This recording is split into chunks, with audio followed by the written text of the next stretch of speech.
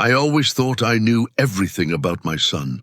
Every freckle, every smile, every quirk that made him uniquely mine. But it wasn't until a pediatrician gently ran her fingers through his fine, brittle hair and asked me a question I couldn't answer that I realized how blind love can make us. That single moment in a sterile hospital room didn't just reveal a medical condition. It unraveled a family secret that had been hiding in plain sight for 23 years, and it forced me to confront a truth about my husband that would either destroy us or somehow, impossibly, bring us closer than we'd ever been. My name is Sarah, and I live in a quiet suburb of Portland, Oregon, where the rain falls more days than not and life moves at a gentle, predictable pace. My husband, Michael, and I have been together since college. We met in a crowded library during finals week, both reaching for the same outdated textbook on European history. He let me take it, and I invited him to study together. That was 26 years ago. Michael is the kind of man people trust instinctively. He's a high school guidance counselor with kind eyes and an easy laugh. He remembers students' names years after they graduate. And he's the one neighbors call when they need help moving furniture or advice about their teenagers. We built our life on simple values, honesty, loyalty, and putting family first. Our son Ethan came to us when I was 29. He was a beautiful baby with pale skin, delicate features, and hair so fine it looked almost translucent in the sunlight. As he grew, that hair never really changed. While other children developed thick, robust locks, Ethan's remained wispy and fragile, breaking easily whenever I tried to comb through it after his bath. I'm not proud to admit this, but I dismissed it. I told myself it was genetics, some recessive trait from a distant relative neither of us could quite place. Michael's hair was thick and dark. Mine was average, but somewhere in our family trees, surely there was an explanation. When other mothers commented on it, I'd laugh it off, change the subject, focus on how bright and curious Ethan was instead, because he was extraordinary in so many other ways. Even as a toddler, he had this observant quality, these intelligent gray eyes that seemed to absorb everything around him. He taught himself to read at 4, not because we pushed him, but because he was genuinely fascinated by the stories in books. The first real crack in my comfortable denial came during Ethan's kindergarten physical. The pediatrician, Dr. Morrison, someone we'd seen for years, examined him thoroughly and then paused when checking his hair texture.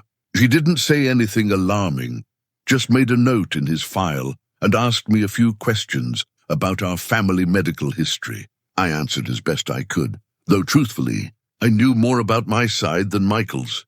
He'd always been vague about his extended family, and I'd never pressed. As Ethan grew older, other small things began to accumulate in ways I couldn't quite ignore anymore. His teeth came in oddly spaced. He bruised more easily than other children. He had this persistent issue with his nails splitting and peeling. Each symptom alone seemed minor, just a quirk, but together they formed a pattern I wasn't ready to see. When Ethan turned 7, his second-grade teacher pulled me aside after school one day. She was concerned because he'd been complaining of joint pain during gym class. My first instinct was defensive. He's just not athletic, I told her. He's a bookish kid. Not every child needs to excel at sports. But that night, watching him struggle to open a jar of cookies, his small fingers trembling with effort, something cold settled in my chest. Michael noticed my concern. He found me sitting at the kitchen table after Ethan had gone to bed, scrolling through medical websites in the glow of my laptop. "You're spiraling," he said softly, placing a hand on my shoulder. "Something's not right," I whispered back. "These things, individually, they're nothing, but together—" "He's fine, Sarah. He's just delicate. Some kids are." There was something in Michael's voice, not quite dismissive, but firm, almost too firm, like he needed me to believe it as much as he was trying to convince himself. I closed the laptop. I wanted to believe him. God, how desperately I wanted to believe him. Everything changed 3 months after Ethan's 8th birthday. He fell during recess, a simple stumble over a jump rope, nothing that should have resulted in anything serious. But his wrist swelled immediately, and the school nurse called me to come pick him up.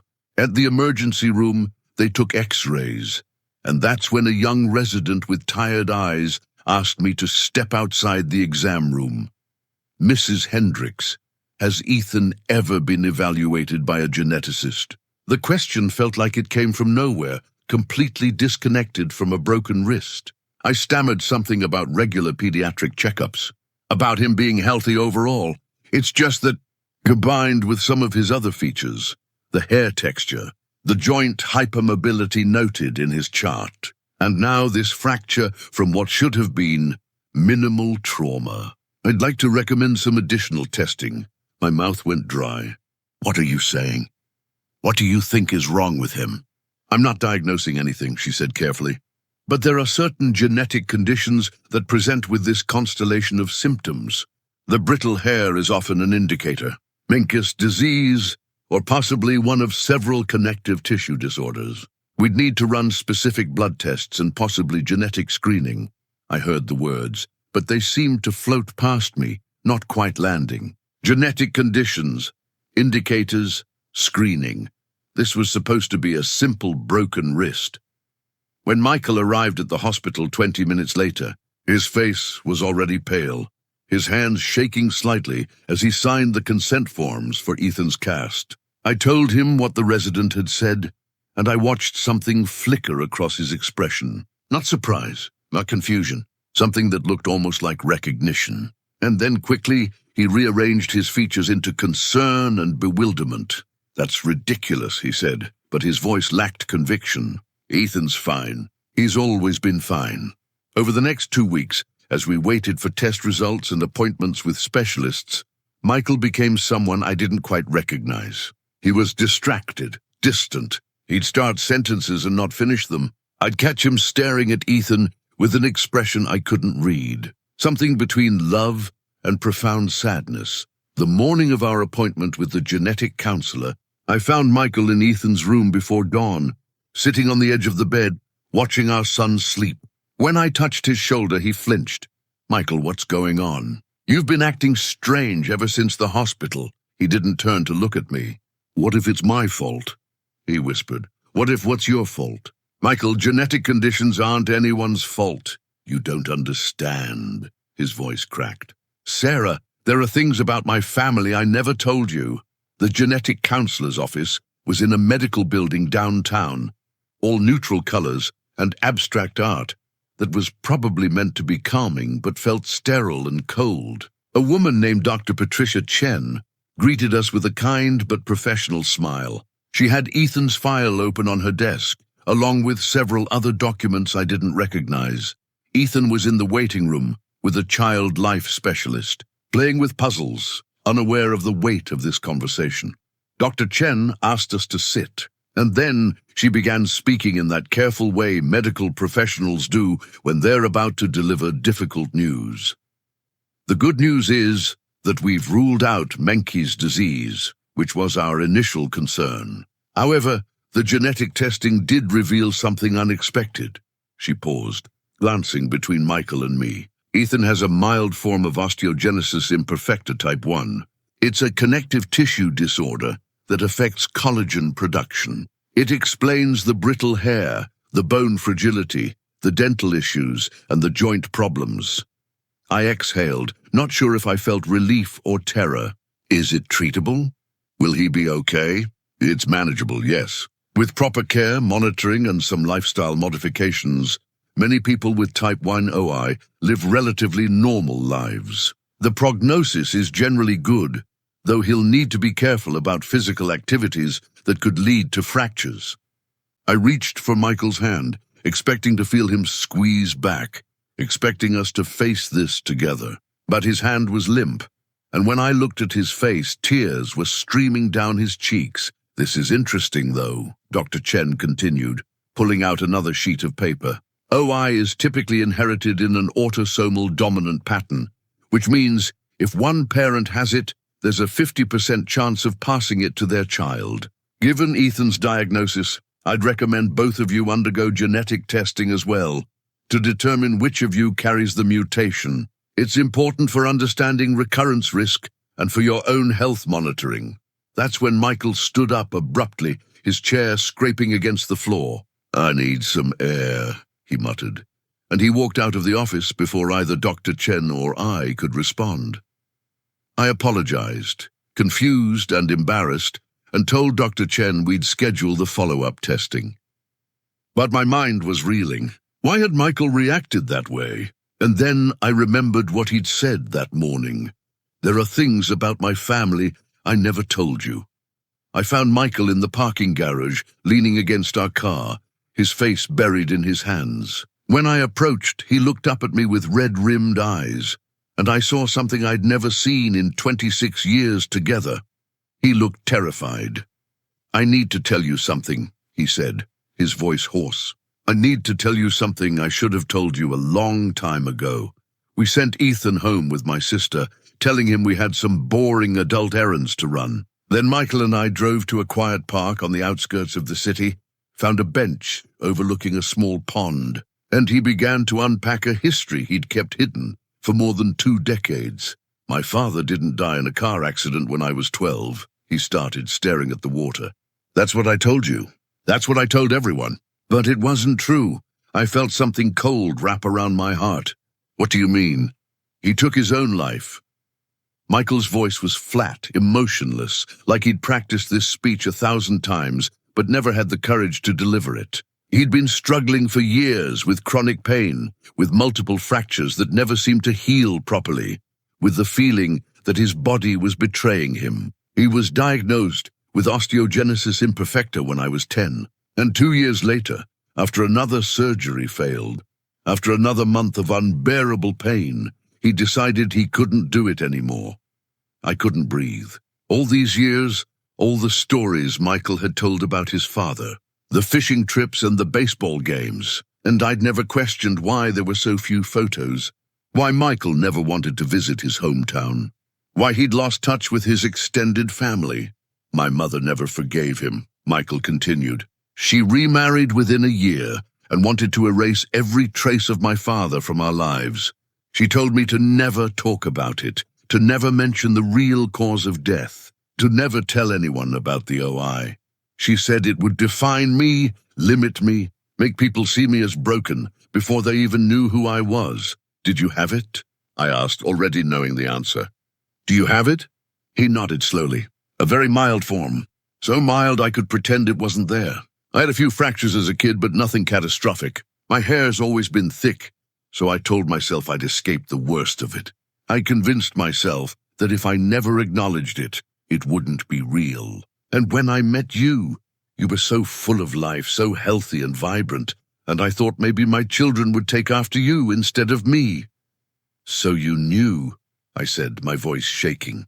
"When Ethan was born, when his hair was so fine, when he started showing signs, you knew what it might be, and you said nothing." "I was in denial," Michael said desperately. "I thought maybe I was wrong. Maybe it was just coincidence. And then the older he got, the more obvious it became. And I didn't know how to admit that I'd lied to you for so long, that I'd kept this from you, that I might have passed this burden to our son." I stood up from the bench, needing space, needing air. 26 years. 26 years of marriage built on what I thought was complete honesty, and he'd hidden this fundamental part of himself. I thought about every conversation we'd had about having children, about genetics, about family history. He'd lied through all of it. "I trusted you," I said, and my voice broke. "I built my entire life with you, and you couldn't trust me with the truth." "I was ashamed," he whispered. "I was terrified. My mother made me believe that having OI made me less than, made me unmarriageable, made me someone who shouldn't have children. And I loved you so much, Sarah. I loved you so much I was willing to risk anything to keep you, even if it meant lying." The anger that had been building in my chest suddenly transformed into something more complicated. I turned to look at him, this man I'd loved for more than half my life, and I saw not a liar, but someone who'd been damaged by shame and fear long before I met him. I saw a 12-year-old boy who'd lost his father to suicide and then been told to pretend that trauma never existed. I saw a young man who'd internalized the message that his genetic condition made him unworthy of love. but I also saw the father who'd been watching our son with growing anxiety for years, knowing what might be coming and feeling helpless to stop it. I saw the husband who'd carried this secret like a stone in his chest, growing heavier with each passing year. "We need to go to therapy," I said finally. "Both of us, all three of us, because I can't process this alone, and you clearly couldn't either." He nodded, tears falling freely now. "I'm so sorry. I'm so sorry. I'm angry," I admitted. "I'm furious, actually. But I also understand that shame does terrible things to people. Your mother did a terrible thing to you, making you hide this, making you feel like you had to be perfect to be loved." Over the following weeks, the truth continued to unfold in layers. Michael underwent genetic testing, which confirmed he had type 1 OI, just as his father had. The doctors explained that his case was mild enough that he'd had relatively few symptoms in adulthood, which had allowed him to maintain his denial for so long. We started family therapy with a counselor who specialized in medical trauma and family secrets. Ethan, bless his perceptive little heart, handled the news better than either of us expected. When we finally sat him down and explained his diagnosis in age-appropriate terms, he asked thoughtful questions and then said something that broke my heart and healed it simultaneously. "So Dad has it too. Does that mean we're the same?" Michael's face crumpled and he pulled Ethan into his arms. "Yeah, buddy. We're the same. And I'm going to make sure you never feel alone in this, the way I did." The hardest part wasn't the medical management, which turned out to be relatively straightforward. Ethan would need to avoid high-impact sports, would need regular bone density monitoring, would need to be careful, but he could still live a full, rich life. The hardest part was rebuilding trust in our marriage. I had to grieve the relationship I thought we had and learn to accept the one we actually had, imperfect and human and scarred by past trauma.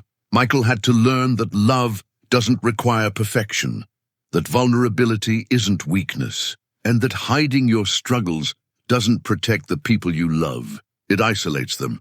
We had difficult conversations. I asked him what else he'd hidden, and he promised there was nothing else, and I chose to believe him, though I verified it with actions over time. He showed me his father's death certificate, photos he'd kept hidden in a box in his office, medical records from his childhood. He called his mother, the first conversation they'd had in 5 years, and told her he was done living in shame. That conversation didn't go well. She was angry that he'd revealed family business to me, angry that he was making a big deal out of something she'd tried so hard to bury. Michael hung up the phone and wept, grieving not just his father, but the mother he'd lost to bitterness and denial. But there were moments of grace, too. We connected with an OI support group and met other families navigating similar challenges. Ethan made friends with other kids who understood what it meant to be careful, to be different, to have bodies that required extra attention. Michael started writing about his experience, working through his trauma in essays he'd share with me late at night. One evening, about 6 months after the diagnosis, I found Michael in Ethan's room again, but this time the mood was different. They were looking at photos of Michael's father together, and Michael was telling stories he'd never shared before. He used to sing off-key in the car, Michael said, smiling through tears. "Your grandmother hated it, but I loved it." He'd belt out these terrible renditions of classic rock songs, and he didn't care who heard. "I do that too," Ethan said, grinning. "Mom says I inherited the inability to carry a tune." "You inherited it from him," Michael said softly. "You inherited a lot from him. The good stuff and the hard stuff." I stood in the doorway watching them, and I realized that this was what healing looked like. Not the absence of pain, but the willingness to face it, to name it, to integrate it into the story of who we are. The journey didn't end with a perfect resolution, because real life doesn't work that way. What happened instead was a slow, gradual shift in how we understood ourselves as a family. Michael started seeing an individual therapist to work through his complex grief surrounding his father and his relationship with his mother. He joined an online support group for adults, with OI and began to see his condition not as a shameful secret, but as a part of his identity worth. Acknowledging and accommodating, I had to work through my own feelings of betrayal and anger, learning to separate Michael's intentional choice to lie from the trauma that made him feel he had no other option. It wasn't easy. There were nights I lay awake wondering what else I didn't know.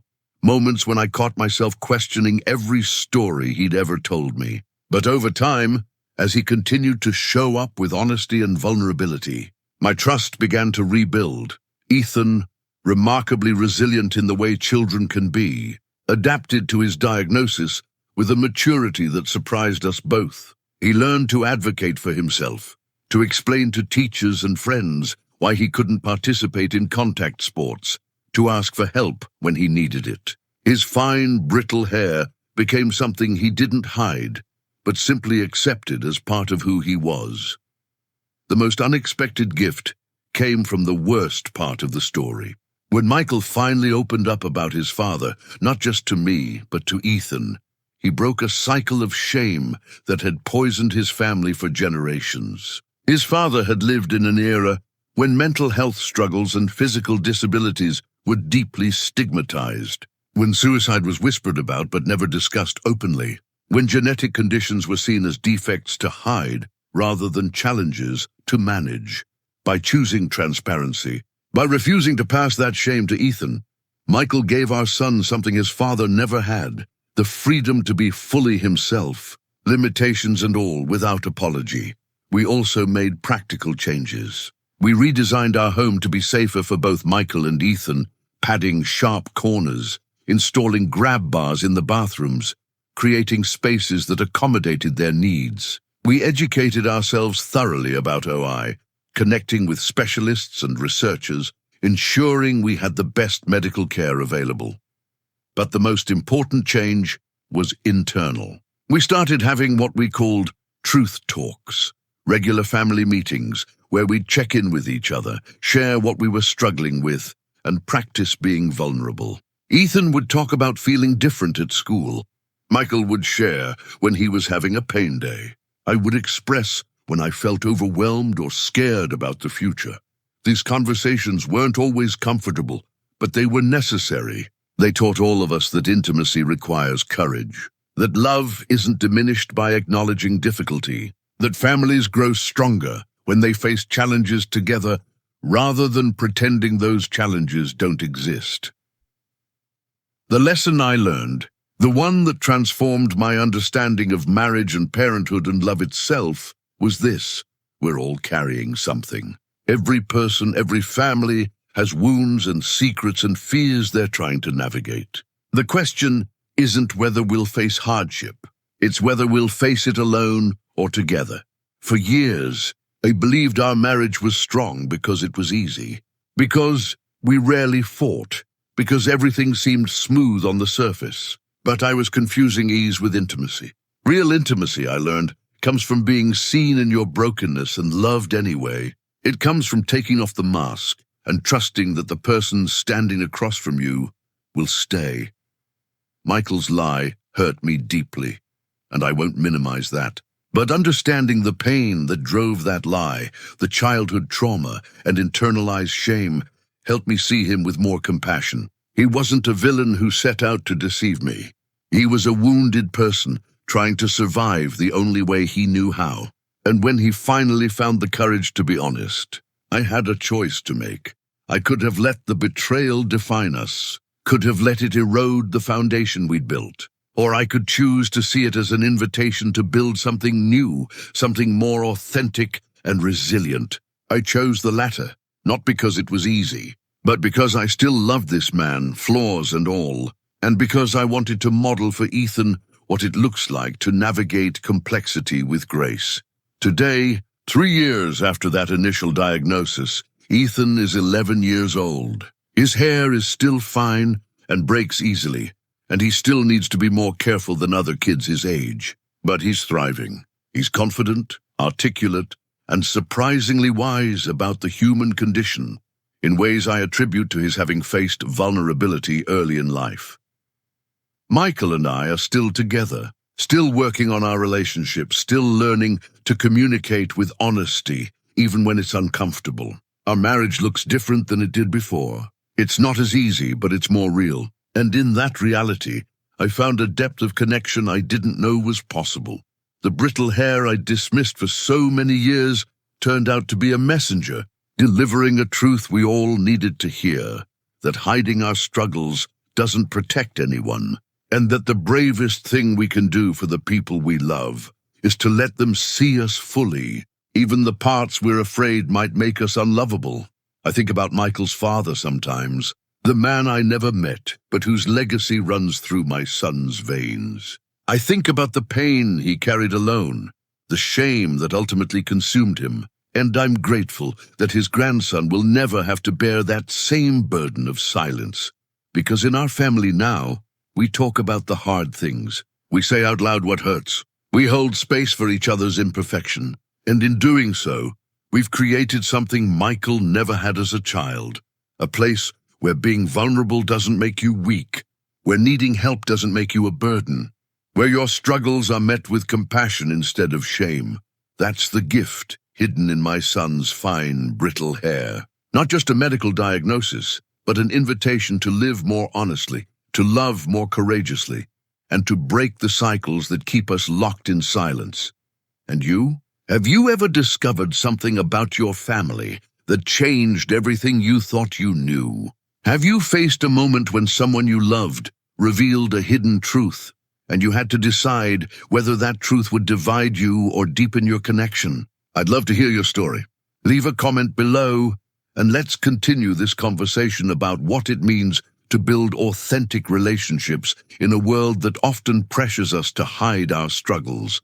If this story resonated with you, please subscribe for more real-life stories that explore the complexity of family, the courage of vulnerability, and the transformative power of choosing love even when it's difficult.